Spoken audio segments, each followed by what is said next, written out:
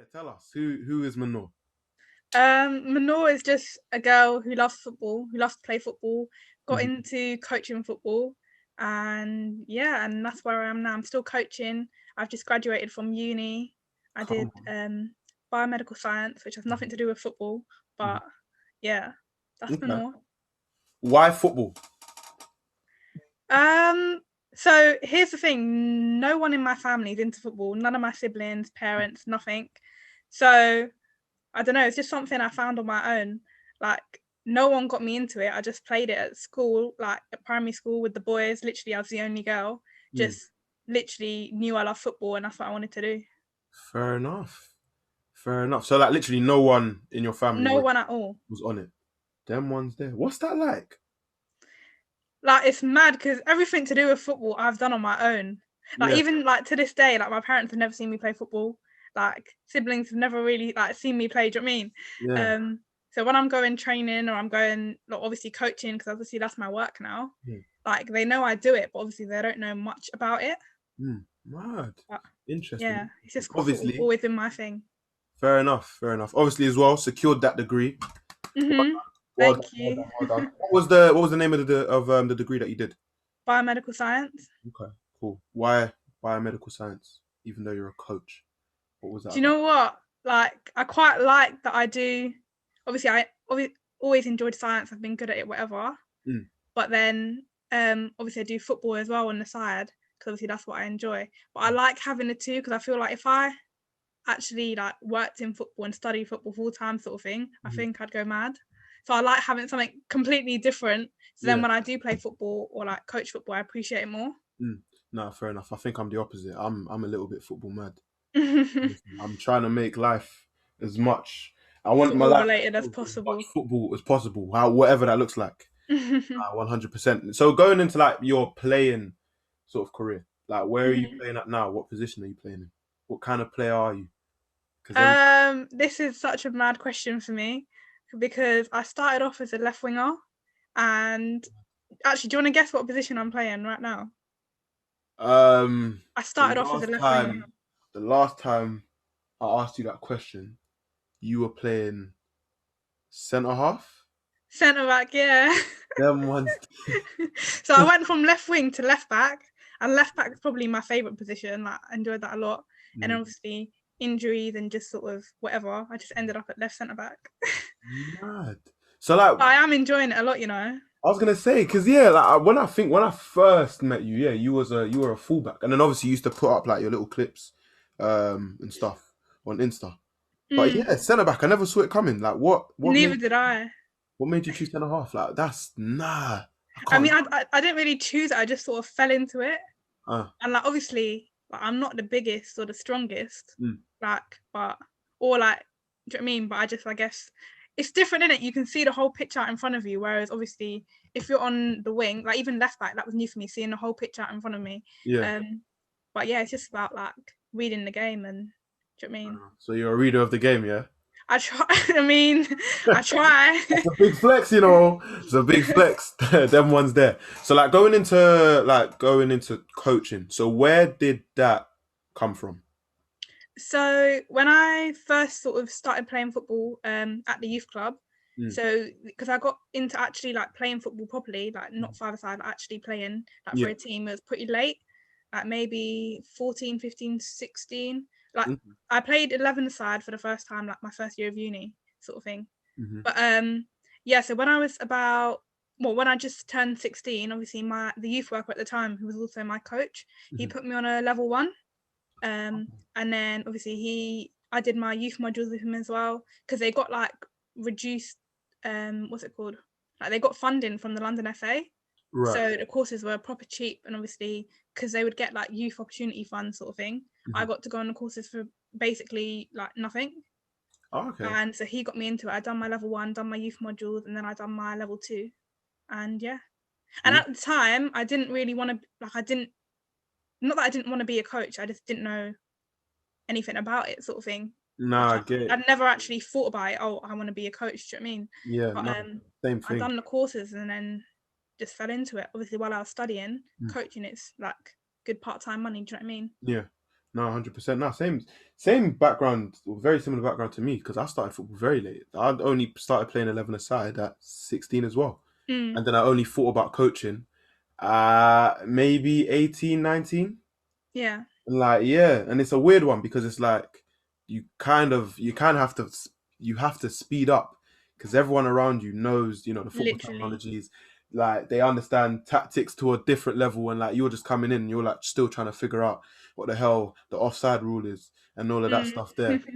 But it's like, yeah, so like how was that experience? That did you feel like you had to play catch up or did you kind of learn things pretty quickly? Um, a little bit, but I feel like in girls' football, the ability sort of range is massive, Mm, and like, so I feel like if I had been like, if I was a boy, it would have been a lot harder than it is for girls, mm, because obviously I feel like for girls, a lot of girls pick it up quite late, and then it's just something that, well, they can get very good at quickly. yeah. Whereas with boys, I feel like there's a lot more competition. Obviously, more and more girls are getting into football, but Mm, the numbers are nowhere near like some yeah. boys, for example. I wanted to ask you about that because, of course, we all know that the balance between men's and women's football at the moment is it's getting better, but it's still a little bit outrageous. So, like even like in terms of what women's football looks like at the moment, like how are you feeling about it? Like, do you feel like it's something that's getting better? Do you feel like it's not where it should be? Like, what's your thoughts on it? I feel like it's definitely getting better. Mm, Obviously, women's matches are now like, you can see them on the TV. Like BBC obviously viewed quite a few matches. mhm, The Women's FA Cup had the highest attendance at Wembley, so it's definitely getting better, and there is interest there. It's just about sustaining the interest. mhm. Um, and yeah, Okay, fair enough, fair enough. So, like in terms of your coaching, what would you say is your coaching style? Like, how does Manor coach? I've never thought about this, you know. How do I coach? Do you know Yeah. what it is? I'm like a big kid, Hmm. so I always look at it from like whoever I'm coaching, their perspective. Mm, If I'm coaching children, like I like to make my sessions fun, engaging, and mm, obviously I'm all about attacking sort of thing. So, do you mhm. know what I mean? Like I'd rather win 4-3 than like win 1-0. I see. 100% I'd rather win 4-3. So Mhm. yeah, just based around that really. Okay. What age group are you currently coaching now? I do under 12s. Oh, okay. Yeah, it's quite a Nice. nice Oh, age. that see that age group there. They're golden, man. They listen to everything you say, Yeah. and like it's mad how you see that the improvement level or the development level at that age is mad because Mm, a kid will go from not being able to do like a simple ball roll or a step over, like 3 months later, you thought he was able to do it like his whole yeah. life. Like, so you coaching under 12s, is that by choice or is that something that was like the only option that was out there at the time? Or is that like Um, what you want to do? Well, I kind of, well, I did get given a team, but you know Elliot, don't you? So one Yeah. of the coaches at my club Westside, Yeah. so he's now left the team at the end of last season, Okay. to like pursue other coaching opportunities, Mm. and obviously they kind of wanted me to take over the team. And Mhm. obviously no pressure because Elliot's like a really good coach and he's got I know. I and know. it's one of the best teams at the club. Like they're really nice footballers. So I was like, yeah, I'll take them over. No pressure. Them ones there. And how long have you been with him now? Just from the start of the season. Okay, cool. But Um, well, actually, when I first actually started doing my level two, mm, so the same boys, they were under eights at the yeah. time. So I actually like assisted Elliot. Obviously, I was doing my level two at the time. Mhm. So and some of them are still here from like when they were under eights. So yeah, I do have known a few of them a little while. Okay, mad, mad. Like even in terms of you taking over them now, like how has that been? Because obviously COVID-19 and all. Like, Mm. has do you feel like it's been disruptive to your coaching, or have you found a way to sort of deal with it? I'm not gonna lie, it's not been the greatest. Obviously, with obviously COVID, we can't do sessions, Yeah. and it's just so stop and start. And obviously, we've been having a good season, Mm. and it's like, how do you keep the boys motivated? Um, Obviously, while not being able to train, and obviously they're kids, they love it. So any little task, if I give them, oh, like do this sort of ball mastery at home, whatever, they'll love it. Like they'll be so keen to do it. But at the same time, obviously you want to be out there training with your friends sort of thing. You don't want to be doing it at home. Mm. No, of course, 100%. So, like, are you doing sessions via Zoom, or is it more like you'll just give them like a weekly or daily task or something? Yeah, so the club normally sets like a weekly challenge. For Okay. example, could be like however many kick-ups or whatever. Mhm. So yeah, and I just pass that on, and yeah, just Mhm. different challenges really. Okay, cool, cool, cool. I want to rewind a little bit back to uni. Obviously, now you've done the 3 years, you've done your degree and whatnot. Like, do you feel like the degree that you done is gonna help your coaching further? Even a second question to that: do you feel like coaches now should be going to uni to study some sort of degree to support their coaching? Well, with my degree, obviously I did quite a bit of experience in healthcare. Mhm. Obviously, I had experience working in hospital, like GP and Mhm. that kind of thing. Yeah. And obviously, with coaching, you like work with people from all walks of life, Mm. as you would meet in like a healthcare setting, for example. Like you might, like even when you're coaching, you might meet people with disabilities, people from disadvantaged backgrounds, that kind of Mhm. thing. And I feel like it has helped me because it's like I've developed my communication skills, Mhm. and it's just being able to deal with different types of people. Yeah. Um, and what was the second question? Do I feel like coaches should go to uni? Yeah. Do you feel like they should go to uni? Um, I think to be a coach, it's not and like make it as a coach if like you want to coach an academy, whatever. It's not necessary because obviously you need your coaching badges. Mm. But at the same time, I think studying and doing a degree, it does show you like it does teach you a level of discipline Mhm. and like just meeting deadlines, and you will gain knowledge that obviously only like not many people will know it Mm. because it will be specific to your degree sort of thing. So I think it's good to have, but obviously it's not necessary, and obviously it depends on the person as well. No, I hear that. No, 100%. No, I agree. Like, even me, I know I didn't necessarily finish my uni degree, but like going back off what you said in terms of you'll gain certain knowledge, that is definitely something that's true. Especially when we talk, when you have to do like all like your academic reading and Yeah, whatnot. Sometimes I know as boring as it is, and I'll say that live. I think it's absolutely boring, but there's some real gems in there yeah. that can be quite timeless when you coach them. But yeah, no, I definitely hear that one. So you see, like with your journey, what was it like being a female in like the football industry, like on your come up as a player and as a coach? Like, what was that like? um I feel like it's so when I first started like wanting to play football, Hmm. there weren't that many like playing opportunities. There weren't many girls around me that wanted to play football. Hmm. So in that case, I didn't really have, and obviously women's football on the TV wasn't as big. So in that case, I didn't really have like many role models or like people to look around me to, do you know what I mean, look to. But so there was that, and also obviously when I started coaching and obviously sort of progressed with playing and that kind of thing, Hmm.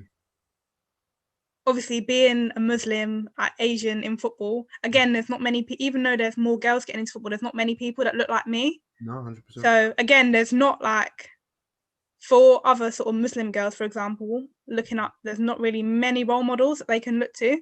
Yeah, But yeah, but obviously that never bothered me because obviously I wanted to play football. That's what I enjoyed. Do you know what I mean? So I yeah, never really looked at it like, yeah. oh, there's no one that looks like me. But I know for maybe girls that are growing up, that could put them off, Mm. or like that could potentially like affect their confidence. Hmm.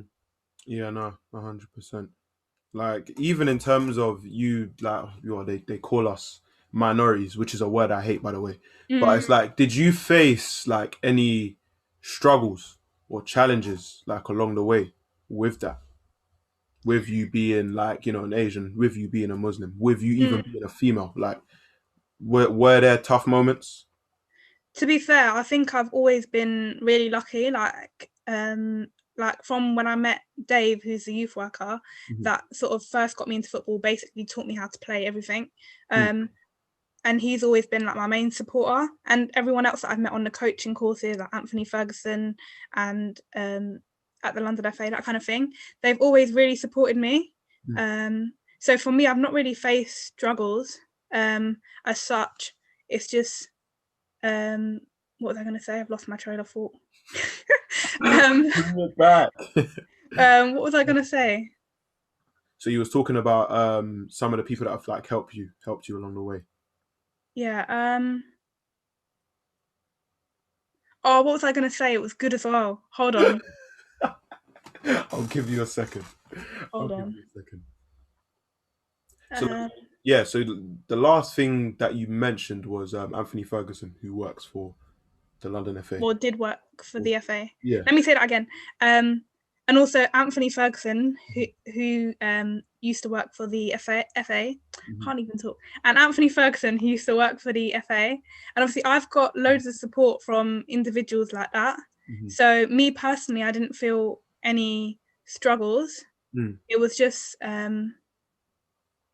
obviously they I've lost my train of thought because I'm really trying to remember what I was going to say and now I've forgotten it and now it's really irritating me. Ah, Don't even what was I worry. going to say?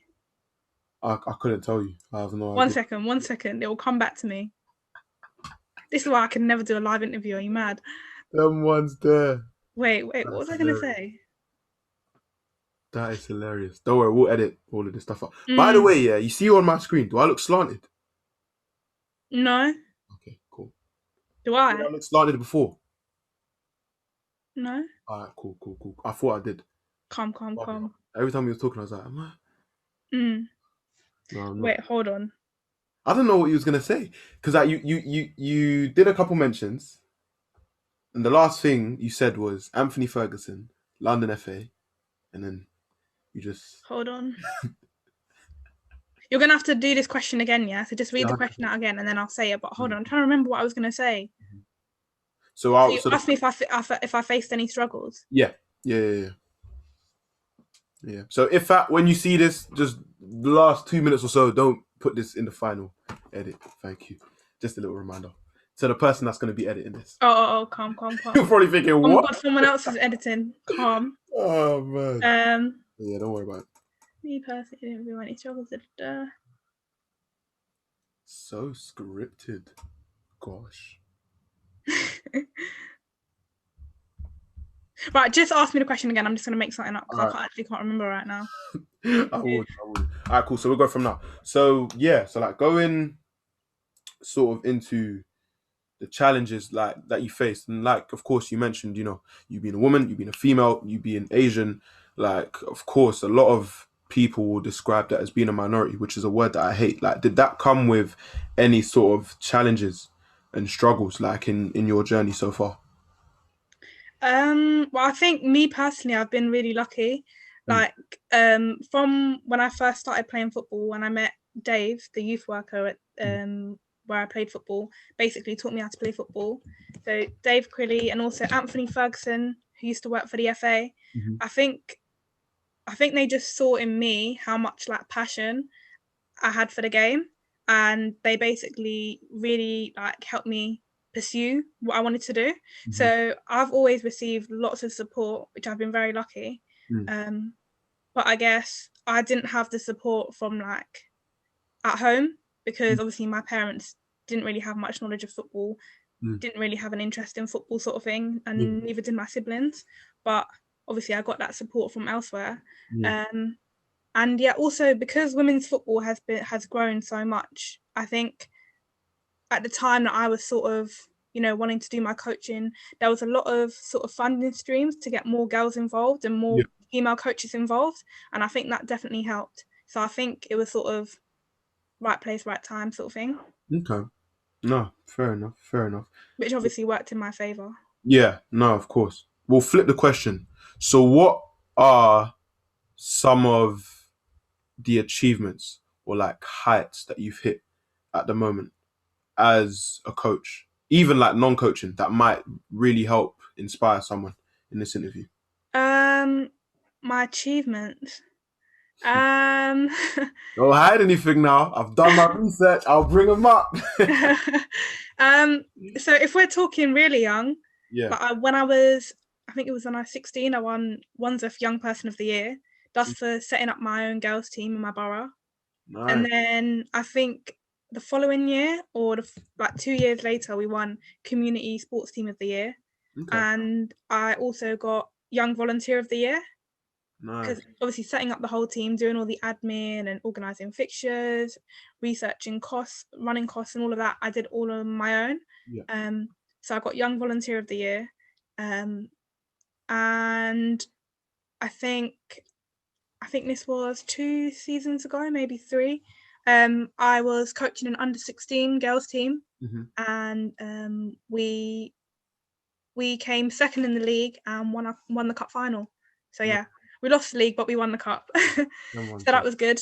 the trophies. Um, yeah, and that was actually a really good game. I think we drew 2-2 in normal time. I think at the end of extra time it was 3-3, and then we won on penalties.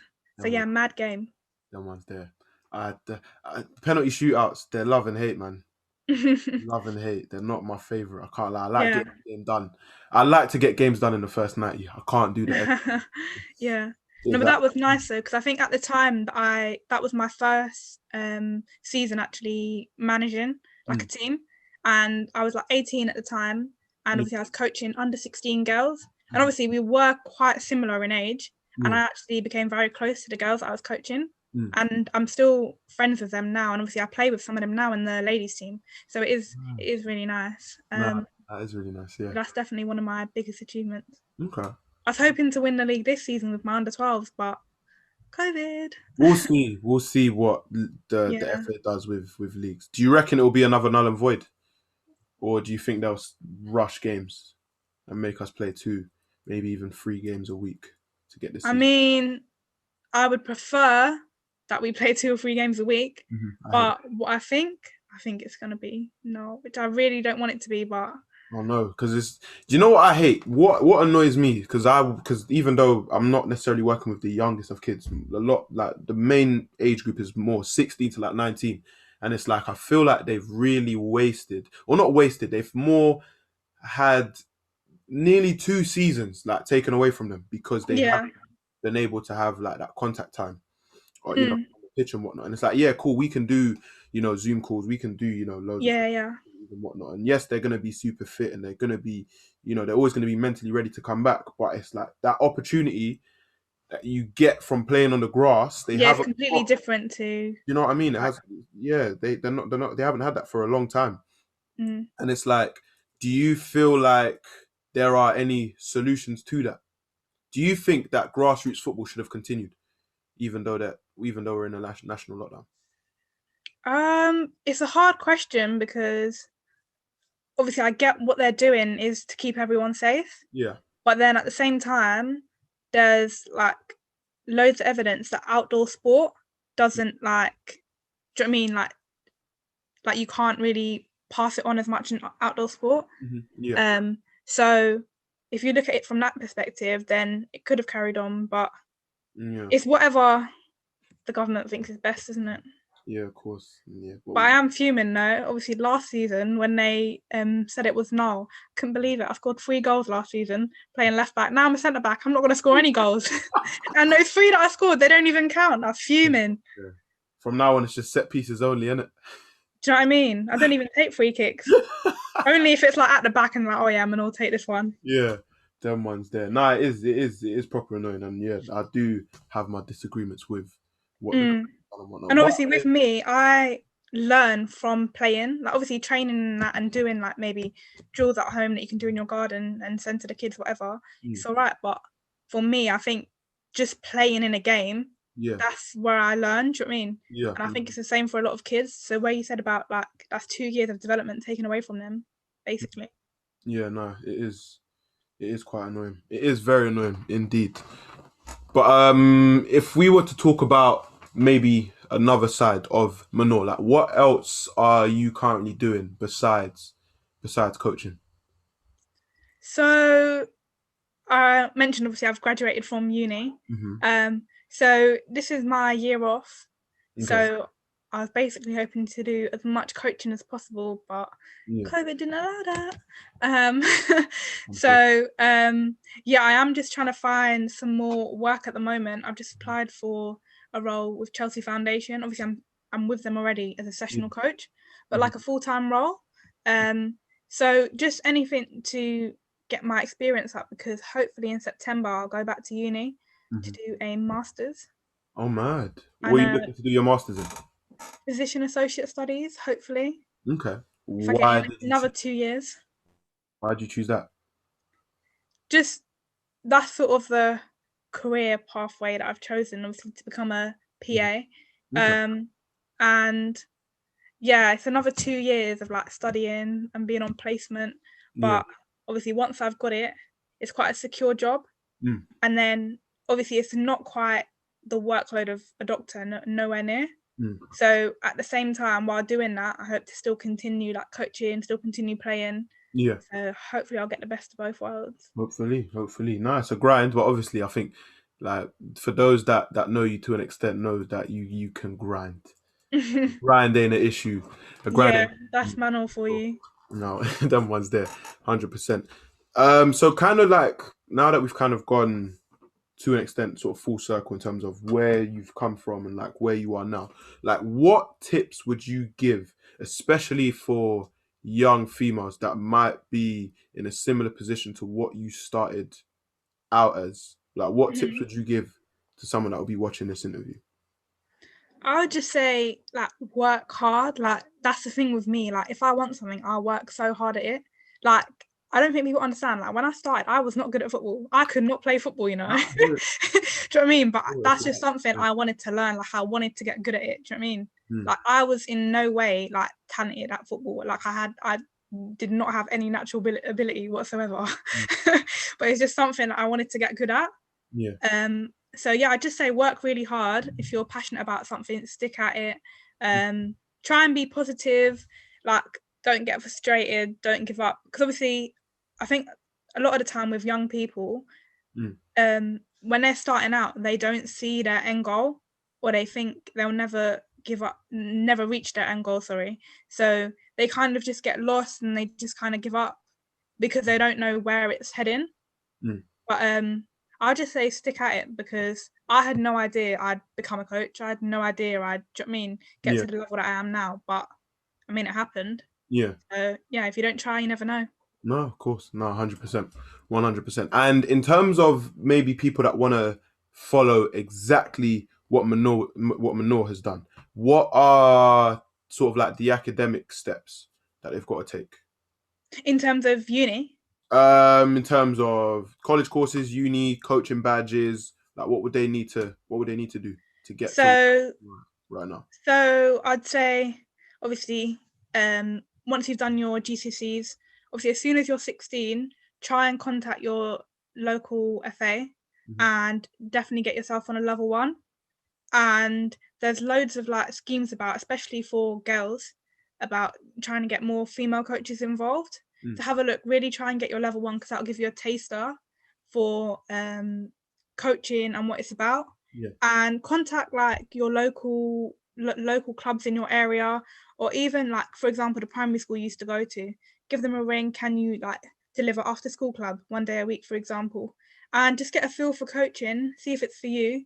And then when you go to college, obviously you've got to then decide, do you want to take a more academic sort of route, or do you want to focus on football and sport, if that's what you want to do. Mm, And then from there, obviously, once you've done that, continue gaining your experience in the community, working with kids, because I think the main thing is with coaching, you can never have too much experience.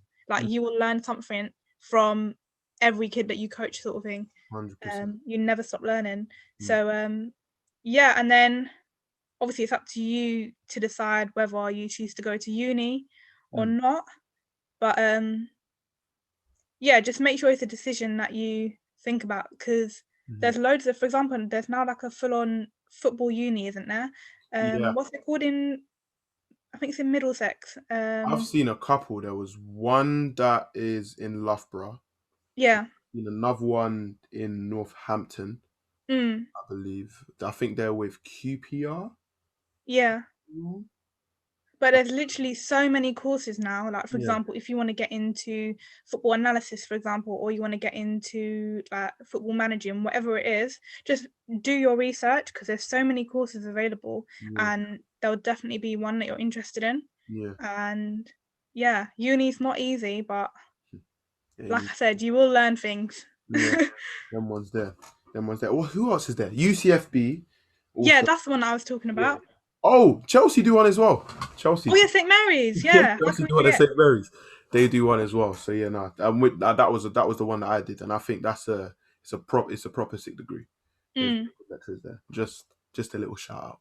But yeah, random question. Yeah, what did it feel like, or how was? I'll reword the question. How was your experience when you done your first ever session, if you remember um, my first ever session I delivered was under eight, it? Okay. and I just remember thinking like, "Rah, these kids are excited." Like mad energy, mad energy. And I remember watching them and like having a look at this one kid and thinking, like, this kid can strike the ball better than I can, and he is 7 years old. That is very mad. That's what I remember. Oh man, no, them ones there. I think my first ever coaching session was it a summer camp? But like, well, yeah, I remember the summer camp, but the summer camp was more tournaments. If we're talking about like an actual like football lesson, it Mm. was I think it was yeah, it was in uni. It was part of one of our courses, and yeah, I remember the nerves because like I've never done this before. I remember being a kid and having someone else do it, but it's Mm. like I'm that big guy now. That do you know what I mean? Yeah, yeah, yeah. It's a proper weird one, proper weird one. Nah, it was nerve wracking, but You're a I don't know, natural though. huh? You're a natural though. I It feel like just you're didn't just, feel do you know what I like a mean? natural. I can't lie. I can't lie. But it's one of those ones. It's weird because it's like I'll be nervous about something, but then it's like the moment, like if you give me 1 second to just Yeah, yeah, I'm nervous about, and I like it, I'm gone. yeah. Mm. Like I'm gone. I don't even remember the rest of that session, but all I can remember is that I enjoyed it. Mm. And then yeah, That's like me. I'll be nervous beforehand, but when it comes to it, I'll be calm. yeah, Like, I'll yeah. just do it. Another weird experience here was the first session back after the first lockdown. Because it's like it's a weird one. It's like you know when you don't play football for time and you get there. Yeah, yeah. Like I thought the same was gonna happen with my coaching. Like Mm. I hadn't coached for what maybe 4 or 5 months, Mm. and it's like the first day back was pre-season, so it's like I wasn't even just gonna work with players I know. There was gonna be a bunch of other players, and I remember I was speaking to like so many coaches that also coach at Cricklewood, and it was like I was like, am I the only one that's going through this or what? And it was like literally the same thing as like you'll be nervous up until your first word, and it was like it's the same thing. I remember like yeah, the Yeah, it's first time funny I how coached, quick it comes back to you. yeah, came back like that. Like was it? Do you remember the first time coaching after the first lock? I'm trying to remember after the first lockdown. I think because I coach youth, Mm. I didn't actually, did I? When did first lockdown end? It was around July. Was it June, July, something like that? I think. July. Was it July? No, it wasn't July. It was June. June. It was June. It was June. Actually, I do remember. Start So of June. my first session after the first lockdown, it was the girls that I coached. They're under 10/under 12s, and Right. that's like a really mixed ability, fun session. Mm. So, and I remember being excited to see them because obviously I haven't seen them in like a good couple months. Haven't seen the parents, nothing. So, yeah, I wouldn't say I was nervous though, but that's probably because that session is just a really fun, laid back session. Yeah. Like it's literally for the girls to just, do you know what I mean, Mm. enjoy their football, learn a few skills. Like realistically, none of them are gonna be footballers because that's just the sort of level that they're at. Mhm. But yeah, it's just that's actually maybe my favorite session that I do actually. Fair enough. Fair enough. Fair enough. All right. Cool. We'll wrap it up with the last question, which is, if you could go back in time, yeah, If and I go could go back, back in time. you could go back in time and chat to like teenager Manor, or maybe Mm, like 10, 11-year-old Manor. What would you tell her? what would I tell teenager Manor?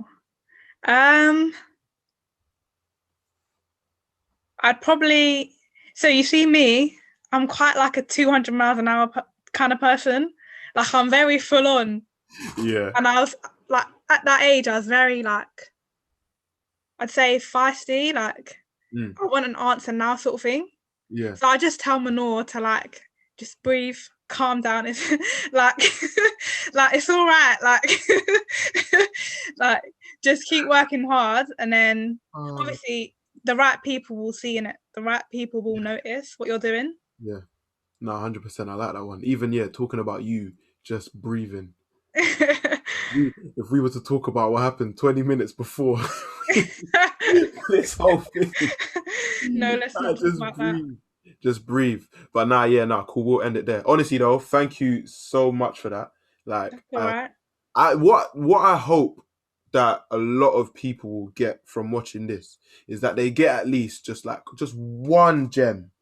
Because I think in there you dropped a few that I'm Do you think definitely so? going. No, 100%, 100%, and I just hope people pick up at least one, because it's like, even with what you just like with what we discussed, I don't think you covered everything. Do you know what I mean? Like the Mm. Sports Direct stuff, Oh yeah, stuff that happened the other day, I'm a bit of a model now these bit of days. a model. Like they don't really know that side to you, but we there's always like a part two for that if you're up for it. But yeah, no, honestly, thank you so much. And like, yeah, to everyone that is watching this, like, go and grab some gems, man. That's what this is about. Like, you've heard someone's story about how to get into, you know, the world of coaching. And of course, if you're a young female that is aspiring to be a coach, you've got one future female coaching pioneer right in front of you. And yeah, hope you enjoyed that, and stay tuned for our next episode. Peace.